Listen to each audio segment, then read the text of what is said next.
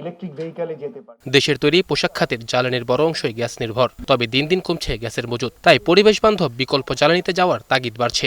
আর এই রূপান্তরে নবায়নযোগ্য জ্বালানির বিকল্প নেই বলে মনে করছে Centre for Policy Dialogue CPD. কিন্তু এখন একদিক থেকে কিছুটা এক গবেষণায় উঠে আসে, দক্ষ যন্ত্রপাতি দিয়ে পুরনো মেশিন প্রতিস্থাপন করা গেলে প্রতি কারখানায় গড়ে 10.17% বিদ্যুৎ সাশ্রয় সম্ভব বছরে, যা প্রায় 25,330 মেগাওয়াট ঘন্টা। একই সঙ্গে কমবে কার্বন নিঃসরণ।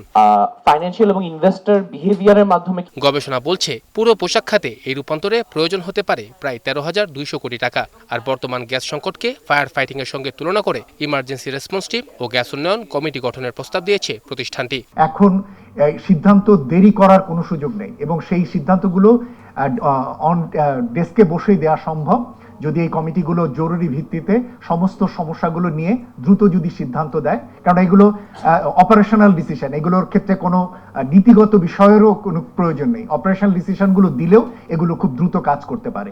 আগামী দিনে নবায়নযোগ্য জ্বালানির বিকল্প নেই। কম খরচের এই উৎসকে তাই এগিয়ে নিতে সোলার প্যানেলে কর সুবিধা সহ বিদ্যমান বাধা দূর করার দাবি জানান বক্তারা। যে বাজেট বক্তৃতা দেওয়া হচ্ছে যে আমরা কোনো সোলার পণ্যের উপরে, সোলার সিস্টেমের উপরে, ব্যাটারি স্টোরেজের উপরে ট্যাক্স দিব না, সেখানে কেন এখনো প্রায় 50% ট্যাক্স রয়ে গেছে?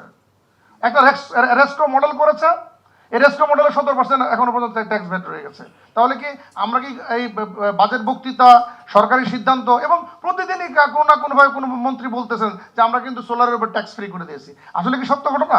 জ্বালানি সাশ্রয়ী প্রযুক্তি, নবায়নযোগ্য জ্বালানি ও সহজ অর্থায়ন এগোতে হবে একসঙ্গেই। কার্বন নিঃসরণ কমিয়ে বৈশ্বিক বাজারে টিকে থাকতে পোশাক খাতে সবুজ রূপান্তর এখন সময়ের দাবি বলে মনে করেন গবেষকরা। সোহান তাসিন, গ্লোবাল টেলিভিশন, ঢাকা। হচ্ছে মেশিন স্টকটাকে রিডিজাইন করতাম, তাহলে